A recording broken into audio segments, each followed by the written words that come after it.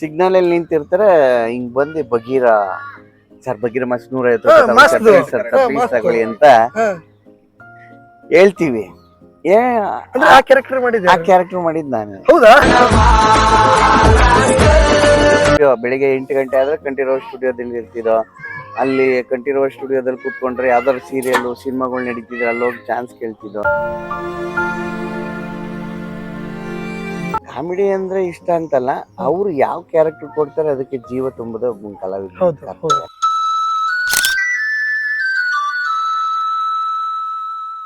ನನ್ಗೆ ಬಾಯಿ ಬಡಿಕೆ ಒಂದು ಅವಕಾಶ ಸಿಕ್ಕದ ಮೇಲೆನೆ ಹ್ಮ್. ನಾನು ಇವಾಗ ಅಟ್ಲೀಸ್ಟ್ ರೆಕಗ್ನೈಸ್ ಹೌದು, ಹೌದು, ಆಗಿದೆ. ಹೌದು. ಬೆಳ್ಳಿತೆರೆ, ಕಿರುತೆರೆ ಇವೆಲ್ಲ ಇದೆಯಲ್ಲ, ಅದ್ರಲ್ಲಿ ಇದು ಯೂಟ್ಯೂಬ್ ತೆರೆ ಒಂದು.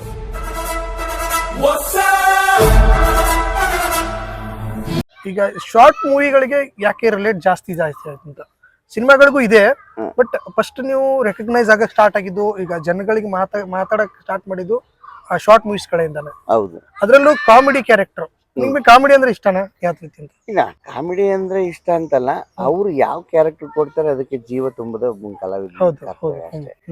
ಅವರ ಇಮ್ಯಾಜಿನೇಷನ್ಸ್ ಅಲ್ಲಿ ಇದೇ ತರ ಇರ್ಬೇಕು ಕ್ಯಾರೆಕ್ಟರ್, ಇದೇ ತರ ಬರ್ಬೇಕು ಅಂದಾಗ ನನಗೆ ಫಸ್ಟ್ ನನ್ಗೆ ಅವಕಾಶ ಕೊಟ್ಟಿದ್ದು ನಮ್ಮ ಅಮಿತ್ ರಾಜ್ ಅಂತ. ತುಂಬಾ ಒಳ್ಳೆ ಟ್ಯಾಲೆಂಟೆಡ್ ಡೈರೆಕ್ಟ್ರು. ಖುಷಿ ಆಗುತ್ತೆ ಜೊತೆಲಿ ನಮ್ಮ ಒಡ ಹುಟ್ಟೋರು ಅಷ್ಟೊಂದು ಜೊತೆಲಿ ಇರಲ್ಲ, ಅದಕ್ಕಿಂತ ಹೆಚ್ಚಾಗಿರ್ತಾರೆ. ಅದೊಂದು ಖುಷಿ. ಎನಿ ಟೈಮು ಯಾವುದೇ ಶಾರ್ಟ್ ಫಿಲ್ಮ್ ಮಾಡಿದ್ರು ಇದು ನಿಮ್ದಿರುತ್ತೆ ಕ್ಯಾರೆಕ್ಟ್ರು, 2 ದಿನ ಬಂದು ಮಾಡಿ ಅಂತಾರೆ.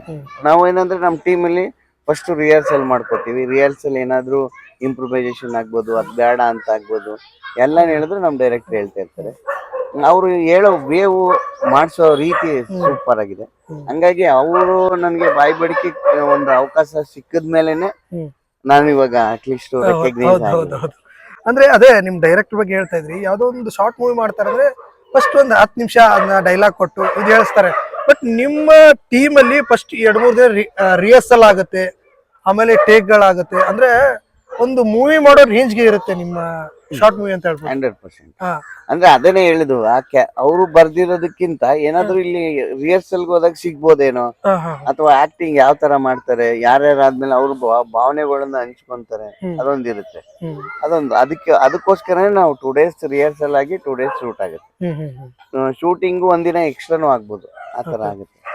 ಅಂದ್ರೆ ಇವಾಗ ಅದೇ ನಿಮ್ ಡೈರೆಕ್ಟರ್ ಬಗ್ಗೆ ನಾನು ಹೇಳಲೇಬೇಕು ಜಾಸ್ತಿ. ಅಂದ್ರೆ ಈಗ ಕೆಲವೊಂದು ಅಂದ್ರೆ ಕಾಮಿಡಿ ಅಂದ್ರೇನೆ ಡಬಲ್ ಮೀನಿಂಗ್ ಅಂತ ಬಂದಿದೆ.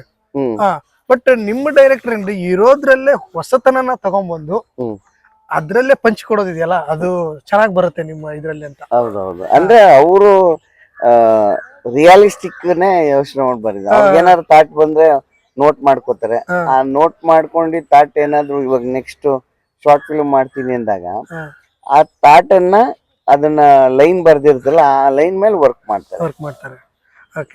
ಇನ್ನೊಂದೇನಂದ್ರೆ ಇವಾಗ ರೀಸೆಂಟ್ ಆಗಿ ನನ್ನ ಶಾರ್ಟ್ ಫಿಲ್ಮ್ಸ್ ನೋಡಿ ಒಂದಷ್ಟು ಜನ ಅವಕಾಶ ಕೊಡ್ತಿದ್ರಲ್ಲ, ಅವ್ರಿಗೆಲ್ಲ ಥ್ಯಾಂಕ್ಸ್ ಹೇಳ್ಬೇಕು. ಯಾಕೆ ಅಂದ್ರೆ ಪ್ರತಿ ಒಬ್ಬ ಜೀವನದಲ್ಲಿ ನೊಂದು ವ್ಯಕ್ತಿಗೆ ಅವನ ಬ್ಯಾಕ್ ಗ್ರೌಂಡ್ ಆಗ್ಬೋದು, ಅಥವಾ ಅವ್ನು ಮಾಡೋ ಸಾಧನೆಗಳಾಗ್ಬೋದು, ಇವಾಗಂತೂ ಯೂಟ್ಯೂಬ್ ಅಲ್ಲಿ ಯಾರೇ ನೋಡಿದ್ರು ಕನ್ಫ್ಯೂಷನ್ ಅಲ್ಲಿ ನೋಡ್ತಿರ್ತಾರೆ, ಇವರ ಅಂತ ನೋಡ್ತಿರ್ತಾರೆ.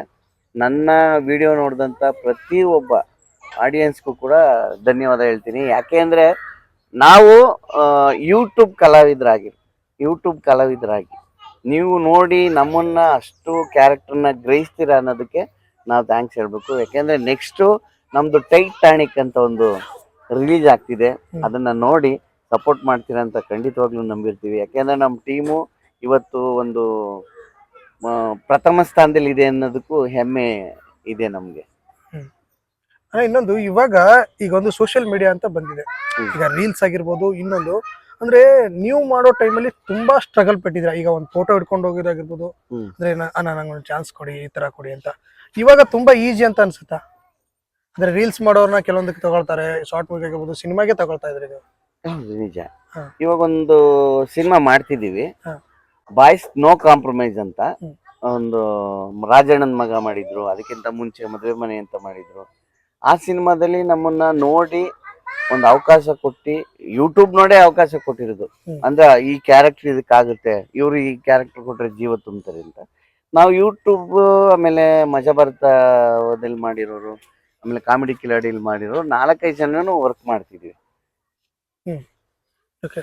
ಅದೇ ಅದೇ ಅದೇ ಹೇಳ್ತಲ್ಲ ಅಣ್ಣ, ಅಂದ್ರೆ ಈಗ ಕೆಲವೊಬ್ರಿಗೆ ರೀಲ್ಸ್ ಮಾಡೋದ್ರಿಂದಾನೇ ಸ್ವಲ್ಪ ಫೇಮಸ್ ಆಗ್ಬಿಟ್ಟು ನಾಳಿನ ನಾಳೆನೆ ಅಂದ್ರೆ ಸಕ್ಸಸ್ ಸಿಗುತ್ತಾ ಅಂತ ನಾನು ಕೇಳ್ತಾ ಇರೋದು ಅದರಿಂದ.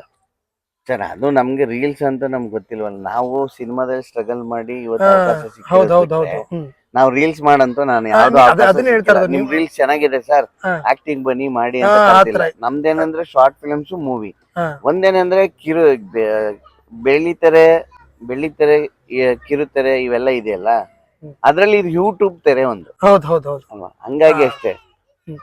ಅಂದ್ರೆ ಈಗ ಇದು ಇಂಡಸ್ಟ್ರಿಲಿ, ಈ ಕನ್ನಡ ಇಂಡಸ್ಟ್ರಿ ಅಂತ ಬಂದ್ರೆ ತುಂಬಾ ಸ್ಟ್ರಗಲ್ ಪಡ್ಬೇಕಂತ, ಒಬ್ಬ ರೆಕಗ್ನೈಸ್ ಆಗ್ಬೇಕು, ಒಂದು ಅಂದ್ರೆ ಒಂದು ನಮ್ಗೆ ಒಂದು ಪಟ್ಟ ಸಿಗ್ಬೇಕು ಅಂತಂದ್ರೆ, ಅಂದ್ರೆ ಯಾವ್ದೋ ಒಂದು ಲೀಡ್ ರೋಲ್ ಮಾಡ್ಬೇಕು ಅಂತಂದ್ರೆ.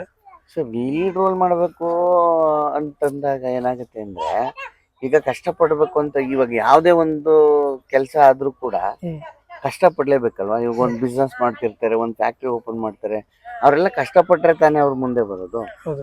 ಹಂಗೆ ಇದೂ ಅಷ್ಟೇ. ಒಂದು ಒಂದು ಚಿತ್ರೋದ್ಯಮ ಅಂದಾಗ ಖಂಡಿತವಾಗ್ಲೂ ಕಷ್ಟಪಡ್ಲೇಬೇಕು. ಯಾಕೆಂದ್ರೆ ಅವ್ರಿಗೆ 1000 ಜನ ಕಲಾವಿದರು ಬರ್ತಾರೆ. 1000 ಜನ ಕಲಾವಿದ್ರಲ್ಲೂ ಆ ಸರಸ್ವತಿ ಎಲ್ಲಾನು ಕೈ ತಬ್ಬಕ್ಕಾಗಲ್ಲ. ಹಾ, ಹಾ, ಹಾ. ಯಾರು ಅಲ್ಲಿಗೆ ಯೋಗ್ಯರು ಅದನ್ನ ಅವರು ದೇವ್ರು ಡಿಸೈಡ್ ಮಾಡೋದು. ಹ್ಮ್ ಹ್ಮ್ ಎಷ್ಟು ನಾವು ನಮ್ಮ ಟೀಮ್ ನಮ್ಮ ಬ್ಯಾಚ್ ಅಲ್ಲಿ ಬಂದಾಗ ಒಂದು 17ರಿಂದ 18 ಜನ ಹುಡುಗರಿದ್ದು.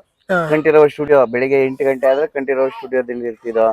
ಅಲ್ಲಿ ಕಂಠೀರವ ಸ್ಟುಡಿಯೋದಲ್ಲಿ ಕೂತ್ಕೊಂಡ್ರೆ ಯಾವ್ದಾದ್ರು ಸೀರಿಯಲ್ ಸಿನಿಮಾಗಳು ನಡೀತಿದ್ರೆ ಅಲ್ಲಿ ಹೋಗಿ ಚಾನ್ಸ್ ಕೇಳ್ತಿದ್ದೋ. ಅಂದ್ರೆ ಸುಮ್ನೆ ಹೋಗಿ ಕುತ್ಕೊಳ್ಳೋದು. ಇಲ್ಲ ಸರ್, ಅಲ್ಲಿ ನಡೀತಾವಲ್ಲ, ಹಾ, ಹಾ. ಅಂದ್ರೆ ಸಿನಿಮಾ ಸೀರಿಯಲ್ಸ್ ಎಲ್ಲ ಅಲ್ಲೇ ಜಾಸ್ತಿ ಹೌದು ನಡೀತಿತ್ತು. ಹೌದು ಹೌದು. ಹಂಗಾಗಿ ನಾವು ಹೋಗ್ತೀವಿ ಚಾನ್ಸ್ ಅಲ್ಲೇನೋ ಕೇಳೋಕೆ, ಅವಕಾಶ ಸಿಗುತ್ತೇನೋ ಅಂತ. ಅವಕಾಶ ಸಿಗುತ್ತೆ ಅಂತ. ಹಾ, ಹಾ. ಒಂದ್ ವರ್ಷದೊಳಗಡೆ ಪ್ಲಾನ್ ಮಾಡ್ಕೊಂಡಿದ್ದೆ ಹಾ, ಅಂದ್ನಲ್ಲ, ಒಂದ್ ಅಲ್ಲೇ ವರ್ಷ. ಹೋಗ್ಬೇಕು. ಹಾ, ಹಾ, ಹಾ. ಆಮೇಲೆ ಪುಟ್ಟಣ್ಣ ಕಣ್ಗಲ್ ಅಂತಿತ್ತು, ಅಲ್ಲಿ ಹ್ಮ್ ಹೋಗ್ತಿದ್ದೋ. ಹ್ಮ್ ಆಮೇಲೆ KK ಎಸ್ಟೇಟ್ ಅಂತ ಇದೆ ಉತ್ರಳ್ಳಿಲಿ, ಅಲ್ಲಿ ಹೋಗ್ತಿದ್ದೋ. ಆಮೇಲೆ ಇವರು ರವಿಗ ಇವ್ರು ಇಲ್ಲಿ ಕನಕಪುರ ರೋಡಲ್ಲಿ ಉದ್ದಿನಪಳ್ಳಿ ಅಂತ ಹ್ಮ್ ಒಂದು, ಅಲ್ಲೂ ಸ್ಟುಡಿಯೋ ಇದೆ, ಅಲ್ಲೂ ಹೋಗ್ತಿದ್ದೋ. ಹ್ಮ್. ಅಲ್ಲ ಎಲ್ಲಾ ಕಡೆ ಎಲ್ಲಿದೆ ಮ್ಯಾನೇಜರ್ ನಂಬರ್ ಕಲೆಕ್ಟ್ ಮಾಡ್ಕೊಳ್ಳೋದು, ಹ್ಮ್ ಹೋಗೋದು, ಹಂಗೆ ಹ್ಮ್ ಇರ್ತಿತ್ತು. ಓಕೆ. ಅಂದ್ರೆ ಇವಾಗ ಅಣ್ಣ ಈಗ ಅಂದ್ರೆ ಅಂದ್ರೆ ಈ ತರ ಹೋದಾಗ ಹೋಗು ನಿಂಗ್ ಬೇಡ, ನೀನ್ ಏನಕ್ಕೆ ಆಕ್ಟಿಂಗು ಅಂತ ಆ ರೀತಿ ಏನಾರು ಆಗಿರೋ ಇದೆ? ಆ ಥರ ಎಲ್ಲೂ ಆಗಿಲ್ಲ ನಮ್ಗೆ, ಹಾ, ಆ ಥರ ಯಾವ್ದು ಆಗಿಲ್ಲ. ಬಟ್ ಏನಂದ್ರೆ ಹೇಳ್ತೀನಿ, ಹಾ. ಈ ಹೇಳ್ತೀನಿ ಫೋಟೋ ಅಂತ ಕೊಟ್ಟೋಗಿ ಹೇಳ್ಕಳಿಸ್ತಾರೆ ಏನಾರು ಅಷ್ಟೇ. ನಂಬರ್ ಕಲೆಕ್ಟ್ ಮಾಡ್ಕೊಳ್ತಿದ್ದೆ, ಹ್ಮ್. ಆಗಿರ್ತಾವ ಅವೆಲ್ಲ. ಒಂದೇ ಅಂದ್ರೆ ಇಂಡಸ್ಟ್ರಿ ಅಂದ್ರೆ ಅದೆಲ್ಲ ಆತರ ಅವಮಾನಗಳು ಕಾಮನ್ ಆಗಿರುತ್ತೆ. ಅವಮಾನಗಳಂತ ಏನಿಲ್ಲ. ಹ್ಮ್ ನಾವೇನಂದ್ರೆ ನಮ್ಗೆ ಇವತ್ವರೆಗೂ ಯಾರು ಆ ಥರ ಹ್ಮ್ ಮಾತಾಡಿಲ್ಲ. ಹ್ಮ್ ಬಟ್ ಹ್ಮ್ ಏನಂದ್ರೆ ಎಲ್ಲ ಒಳ್ಳೆತನದಿಂದನೇ ಮಾತಾಡೋರು. ಹ್ಮ್ ನಾವು ಫೋಟೋ ತಗೊಂಡೋಗಿ ಕೊಟ್ಟಲ್ಲೂ ಅಷ್ಟೇನೆ, ಹ್ಮ್ ಹ್ಮ್ ಹಂಗಿತ್ತು. ಹ್ಮ್. ಈಗ ಬಾಯ್ಬಡಿಕೆ ಆಯ್ತಲ್ಲ, ಒಂದ್ ಸ್ವಲ್ಪ ರೆಕಗ್ನೈಸ್ ಜಾಸ್ತಿ ಆಯ್ತು ಅನ್ಸುತ್ತೆ ಬಾಯ್ಬಡಿಕೆನು. ಅದ್ರಲ್ಲಿ ನಿಮ್ಮ ಕ್ಯಾರೆಕ್ಟರ್ ಇದೆಯಲ್ಲ, ಹ್ಮ್ ಅದು ಮನ್ನಿ ಮನ್ನಿ ಅಂತ ಏನೋ ಇದೆಲ್ಲ ಹೇಳ್ಕೊಂಡು ಮನೆ ಮನೆ ಚಪಾತಿ ಮನೆ. ಹಾ ಹಾ ತೋಟ ಇಲ್ಲ ಅಂತ. ಓಕೆ. ಹಾ, ಹಾ, ಅದರಿಂದ ಒಂದ್ ಸ್ವಲ್ಪ ನಿಮ್ಮ ರೆಕಗ್ನೈಸ್ ಜಾಸ್ತಿ ಆಯ್ತು. 100%. ಓಕೆ. ಅಲ್ಲ, ಕರೋನಾ ಟೈಮಲ್ಲಿ ಹಾ, ಏನಂದ್ರೆ ಮನೆಯಿಂದ ಹೊರಗಡೆ ಬರಕ್ಕೆ ಯಾರಿಗೂ ಬಿಟ್ಟಿರ್ಲಿಲ್ಲ. ಹೌದೌದು. ಅವಾಗ ಯಾವ್ದು ಆಪ್ಷನ್ ಇಲ್ಲ, ಇಲ್ಲ ಟಿವಿ ಇಲ್ಲ ಮೊಬೈಲ್ ಹಾ, ಅಷ್ಟೇ. ಹಂಗಾಗಿ ಏನಾಯ್ತು, ನಾವು ಅವಾಗ ರೆಕಗ್ನೈಸ್ ಆಗಿದ್ದಷ್ಟೇ ಬಿಟ್ರೆ ಹ್ಮ್ ಏನ್ ಅದನ್ನೇ ಹೇಳೋದು. ಕರೋನಾ ಎಷ್ಟೋ ಜನಕ್ಕೆ ಅಯ್ಯೋ ಯಾಕಪ್ಪ ಬಂತು, ನಮ್ಮ ಫ್ಯಾಮಿಲಿ ಇದಾಗ್ಬಿಟ್ಟು ಅಂತಾರೆ. ಬಟ್ ನಮ್ಮ ವಿಚಾರದಲ್ಲಿ ಕರೋನಾನೇ ದೇವ್ರು. ಹ್ಮ್ ಅದನ್ನ ಸ್ವಲ್ಪ ಜನಕ್ಕೆ ಟೈಮ್ ಸಿಕ್ತು ನೋಡಕ್ಕೆ ಅಂತ. ಹ್ಮ್ ಹಾ, ಅಲ್ಲ, ಅವಾಗ್ಲೇ ಗೊತ್ತಾಗಿದ್ದು ನಾವ್ ಅವಾಗ್ಲೇ ಯಾರು ಹೌದು. ಅಂತ. ಹಾ, ಹೌದು. ಇಲ್ಲ ಅಂದ್ರೆ ಇಷ್ಟ ದಿನದವರೆಗೂ ಸ್ಟ್ರಗಲೇ ಮಾಡ್ಬೇಕಾಗಿತ್ತು. ಹ್ಮ್ ನಾವೇನೇ ಮಾಡಿದ್ರು ಕೂಡ ಹ್ಮ್ ಆ ನಮ್ಗೆ ಗೊತ್ತಾಗ್ಲಿಲ್ಲ ಅಂದ್ರೆ, ಇವಾಗ ಯಾರು ಈ ಮನುಷ್ಯ ಯಾರು ಅಂತ ಗೊತ್ತಾಗ್ಲಿಲ್ಲ ಅಂದ್ರೆ ಹ್ಮ್ ನಾವು ಸ್ಟ್ರಗಲ್ ಮಾಡ್ತಾನೆ ಇರ್ಬೇಕು. ಹೌದೌದು. ಗೋಲ್ ಹೊಡಿತಾನೆ ಇರ್ತೇವೆ. ಇವಾಗ ಕ್ರಿಕೆಟರ್ಸ್ ಆಗ್ಬೋದು, ಆಮೇಲೆ ವಾಲಿಬಾಲ್ ಪ್ಲೇಯರ್ಸ್ ಆಗ್ಬೋದು, ಫುಟ್ಬಾಲ್ ಪ್ಲೇಯರ್ಸ್ ಆಗ್ಬೋದು, ಹ್ಮ್ ಅವರು ಗೋಲ್ ರೀಚ್ ಆಗೋವರೆಗೂ ಹೊಡಿತಾನೆ ಇರ್ತಾರೆ. ಹ್ಮ್ ಹ್ಮ್ ಓಕೆನಾ, ಹಂಗೆ ಹ್ಮ್ ನಮ್ದು ಸಿನಿಮಾ ಫೀಲ್ಡ್ ಅಲ್ಲಿ ಯಾರೇ ಆರ್ಟಿಸ್ಟ್ ಆದ್ರೂ ಕೂಡ ಹ್ಮ್ ಹ್ಮ್ ರೊಟೇಟ್ ಆಗ್ತಾನೆ ಇರ್ಬೇಕು. ಬಟ್ ಒಂದು ಅವಕಾಶ ಅಂತ ಬಂದಾಗ ಅದನ್ನ ಹ್ಮ್ ಯುಟಿಲೈಸ್ ಮಾಡ್ಕೊಂಡ್ರೆ ಆ ಹ್ಮ್ ವ್ಯಕ್ತಿ ಬೆಳಿಬೋದು ಅನ್ನೋದು ಒಂದು. ಓಕೆ. ಇವಾಗ ಹೊಸಬ್ರು ಅಂತ ಈಗ ಇಂಡಸ್ಟ್ರಿಗೆ ಆಗಿರ್ಬೋದು, ಇಲ್ಲ ಶಾರ್ಟ್ ಮೂವಿಗೆ ಆಗಿರ್ಬೋದು, ತುಂಬಾ ಜನರ ಕನಸು ಇರುತ್ತೆ ಮಾಡ್ಬೇಕು ಅನ್ನೋ. ಅವು ಅಂತವ್ರಿಗೆ ಏನ್ ಹೇಳ್ಬೋದು? ಸರ್ ನಾನು ಅದನ್ನೇ ಹೇಳೋದು ಸರ್, ಅದೃಷ್ಟ ಹ್ಮ್. ಒಂದು. ಅದೃಷ್ಟ ಬೇಕು. ಹ್ಮ್ ಅದೃಷ್ಟ ಬೇಕು. ಅಂದ್ರೆ ಹಾ, ಎಲ್ಲಾದು ನಾನು ಹೀರೋನೇ ಆಗ್ಬೇಕು ಅಂತಾನೆ ಬರ್ತಾರೆ, ಹಾ, ನಾನು ಕಾಮಿಡಿಯನ್ ಆಗ್ಬೇಕು ಅಂತ ಬರ್ತಾರೆ. ಹ್ಮ್ ನಾನು ಅದನ್ನ ಬರಬೇಡಿ ಅಂತ ನಾನು ಹೇಳಲ್ಲ. ಬರಬೇಡಿ ಅನ್ನೋದಕ್ಕೆ ನಾನೇನು ಇಂಡಸ್ಟ್ರಿನ ಹುಟ್ಟ ಹಾ, ಹಾಕೂ ಇಲ್ಲ ಅಥವಾ ಏನೂ ಇಲ್ಲ. ಬಟ್ ಹ್ಮ್ ಏನಂದ್ರೆ ಅದು ಅವ್ರಿಗೂ ಅದೃಷ್ಟ ಅಂತಿದ್ದು ಆ ಜಾಗದಲ್ಲಿ ಬೆಳಿಬೋದು ಅಂತ ಏನಾದ್ರು ದೇವ್ರು ಬರ್ದಿದ್ರೆ ಹ್ಮ್ ಖಂಡಿತವಾಗ್ಲೂ ಆಗುತ್ತೆ. ಹ್ಮ್ ಆಲ್ಮೋಸ್ಟ್ ಎಷ್ಟೆಲ್ಲ ಶಾರ್ಟ್ ಫಿಲ್ಮ್ ಮಾಡಿದೀರಾ ಟೋಟಲ್ ಆಗಿ ಒಂದು ಲೆಕ್ಕ ಹಾಕೋದ್ರೆ? ಆಗಿರ್ಬೋದು ಸರ್, ಒಂದು 20-25 ಶಾರ್ಟ್ ಫಿಲ್ಮ್ ಮೇಲೆ ಆಗಿರ್ಬೋದು, ಒಂದು 30 ಸಿನಿಮಾದ ಮೇಲೆ ಆಗಿರ್ಬೋದು. ಇತ್ತೀಚೆಗೆ ಸಿನಿಮಾದಲ್ಲೂ ಕೂಡ ತುಂಬಾ ಕಾಣಿಸ್ಕೊಳ್ತಾ ಇದ್ದಾರೆ ಎಲ್ಲ. ಆಲ್ಮೋಸ್ಟ್ ನಾವೆಲ್ಲರೂ ಬಂದ್ರಲ್ಲ ಅಂತ. ಹೀಗೆ ಎಷ್ಟೋ ಜನ ಹೇಳಿದ್ರು ಬಗೀರ ಸಿನಿಮಾ ಮಾಡಿದ್ದೆ. ಏನು ಅಂದ್ರೆ ಆ ಕತೆಗೆ ಏನ್ ಬೇಕು ಅಷ್ಟೇ ಅವರು ತಗೊಳ್ಳೋದು. ಈಗ ನಾನೇ ಕ್ಯಾರೆಕ್ಟರ್ ಮಾಡಿದೀನಿ ಅಂದ್ರೆ ಆ ಮಾಸ್ಕ್ ಹಾಕೊಂಡು ಒಂದು ಕ್ಯಾರೆಕ್ಟರ್ ಮಾಡಿದೀನಿ ಬಗೀರದಲ್ಲಿ. ನೋಡಿಲ್ಲ ಅದನ್ನೇ. ಅವಿನಾಶ್ ಅವ್ರು ಫೋನ್ ಇಟ್ಟಿದ ತಕ್ಷಣನೇ ಪ್ರಕಾಶ್ ರೈ ಟೆನ್ಷನ್ ಅಲ್ಲಿ ಬರ್ತಿರ್ತಾರೆ ಕಾರಲ್ಲಿ. ಮೈಸೂರಲ್ಲಿ ಸಿಗ್ನಲ್ ಶೂಟ್ ಮಾಡಿದ್ದದು. ಸಿಗ್ನಲ್ ಅಲ್ಲಿ ನಿಂತಿರ್ತಾರೆ, ಹಿಂಗ್ ಬಂದು ಬಗೀರ ಸರ್, ಬಗೀರ ಮಾಸ್ 150 ತಗೊಳ್ಳಿ ಅಂತ ಹೇಳ್ತೀವಿ. ಆ ಕ್ಯಾರೆಕ್ಟರ್ ಮಾಡಿದ್ ನಾನು. ಹೌದಾ? ಆಮೇಲೆ ಅದು ಫೇಸ್ ರಿವೀಲ್ ಆಗಲ್ಲ. ಸಿನಿಮಾಗೆ ಏನ್ ಬೇಕು ಅಷ್ಟೇನೆ. ಇವಾಗ ನನ್ ಮುಖನೇ ಕಾಣಿಸ್ಬೇಕು, ನನ್ ಮುಖನೇ ಕಾಣಿಸಿಲ್ಲ ಅವರು ಅನ್ನೋದು ತಪ್ಪು. ಯಾಕಂದ್ರೆ ಆ ಕ್ಯಾರೆಕ್ಟರ್ಗೆ ಏನ್ ಜೀವ ತುಂಬಬೇಕೋ ನಾವು ತುಂಬಿದೀವಿ. ಅದನ್ನ ಅವ್ರು ನಿರ್ದೇಶಕರು ಎಷ್ಟು ಮಟ್ಟಕ್ಕೆ ತೋರಿಸ್ಬೇಕು ಅಷ್ಟು ಮಟ್ಟಕ್ಕೆ ತೋರಿಸಿದ್ದಾರೆ. ಸೂರಿ ಸರ್ಗಂತೂ ಥ್ಯಾಂಕ್ಸ್ ಹೇಳ್ತೀನಿ. ಯಾಕೆಂದ್ರೆ ಅವರು ಬಯಲು ಮನೆ ಹಿಂಗ್ ಮಾಡ್ಬೇಕು, ಬಗೀರ ಸರ್, ಬಗೀರ ಮಾಸ್ 150 ತಗೊಳ್ಳಿ ಸರ್, ಪ್ಲೀಸ್ ಸರ್ ತಗೊಳ್ಳಿ ಸರ್, ಅಟ್ಲೀಸ್ಟ್ 100 ರೂಪಾಯಿ ತೊಗೊಳ್ಳಿ ಸರ್ ಅಂತ ಕೇಳ್ತಾ ಇರ್ತೀನಿ. ಅದು ನನ್ಗೆ ಅವ್ರು ಹೇಳ್ಕೊಟ್ಟಿದ್ದು ನಂಗೆ ತುಂಬಾ ಇಷ್ಟ ಆಯ್ತು. ಅದಾದ್ಮೇಲೆ ಸೂರಿ ಸರೇ ನಾನು ಡಬ್ಬಿಂಗ್ ಹೋದಾಗ್ಲೂ ಕೂಡ ಹೇಳಿದ್ರು, ನಿಮ್ ಟೀಮ್ ಎಲ್ಲ ತುಂಬಾ ಚೆನ್ನಾಗಿ ಮಾಡ್ತೀರ ಕಣ್ರೋ, ಬೇಕಂದ್ರೆ ನೀವ್ ಹೇಳಿ ಮಾಡ್ತೀನಿ ಅಂದ್ರೆ ನಾನೇ ಪ್ರೊಡಕ್ಷನ್ ಓಪನ್ ಮಾಡ್ತೀನಿ, ಮಾಡ್ಕೊಂಡೋಗಿ, ನಾನು ಯಾವತ್ತು ಏನು ತಲೆ ಕೆಡ್ಸ್ಕೊಳ್ಳಲ್ಲ, ಮಾಡ್ತೀನಿ ಅಂದ್ರೆ ಹೇಳಿ ಅಂತ. ಅದು ಖುಷಿ ಆಯ್ತು. ಯಾಕೆಂದ್ರೆ ಒಬ್ರು ದೊಡ್ಡ ನಿರ್ದೇಶಕರು ಅಷ್ಟು ಮಾತಾಡ್ತಾರೆ ಅಂದ್ರೆ ಸಾಮಾನ್ಯ ಅಲ್ಲ. ಅದು ಖುಷಿ ಪಡ್ಬೇಕಾದ ವಿಚಾರ.